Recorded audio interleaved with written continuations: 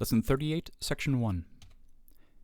In this presentation, we'll be taking a look at a lot of different verb forms in the middle passive, or just the middle. The imperfect middle passive, the present optative middle passive, the future optative middle, and the second aorist middle. We'll also be looking at how participles are used with certain verbs. Now, to form the imperfect middle passive, we're going to start with our present stem, pao. And this being the imperfect tense, we're also going to add our past augment, epsilon, to the front of that. And then we're going to add our normal middle passive endings, mai, sai, tai, etc. Except that in between the present stem and the ending, we're going to add what is called our thematic vowel, which we looked at before. So omicron or epsilon, depending on the sound that follows it. And we're not going to leave it here, unfortunately. There are some differences. We're going to see differences in these four places. And these differences simply have to be memorized, or you have to learn to recognize them. But these are the forms of the imperfect middle passive. Epau amen, epau u, epau eta. I was stopping myself. That would be the middle voice, or being stopped in the passive. You were stopping yourself, etc. Now, we're going to drop our past augment, and to form the optative middle passive, we're going to change that thematic vowel there, omicron or epsilon, to oi, of course, which is characteristic of the optative all over the place.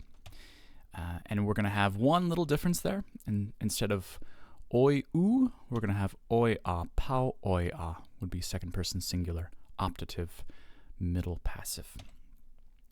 And again, there is no translation of these outside of context, so we don't provide one here. Now, to form the future optative middle, we're simply going to, rather than our present stem, use our future stem. And that's all there is. We just add that sigma to the present tense stem. That's characteristic of the future tense. Pao soi men, pao soi a. Future optative middle. Again, no translation of this outside of a given context. Finally, for our last thing, we're going to go back to the forms of the imperfect middle passive, which we started with. And we're going to drop our present tense stem, and we're going to look at how to form the second aorist middle. And what we do here is, rather than using our present tense stem, we see the stem change characteristic of all second aorist forms. So for instance, if we, with a verb like gignamai, I become, we know that the stem of this changes in the second aorist to again amen. So rather than gign, it changes to gen. And we're going to plug that gen where we would normally have the present stem. And that's all there is to it, actually, to form the second aorist indicative middle. And here we do have a translation. I became, you became, he, she, it became, egenamen, egenu, egeneta. And we're also going to look at the other moods for the second aorist middle. That was the indicative. We're going to look at the imperative, subjunctive, optative, and everything else. This is very simple, though. It works very similarly in the indicative there. We basically have the endings for the imperfect indicative.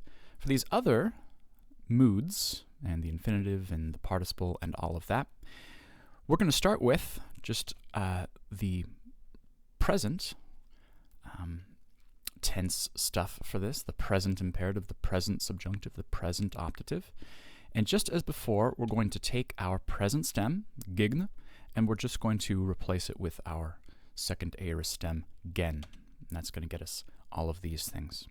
And really, there's no other difference at all, except for, in two places, a change of accent. So rather than genu, we get genu, and genestai in the infinitive. And that's all there is to it. This is the whole system for the second aorist middle.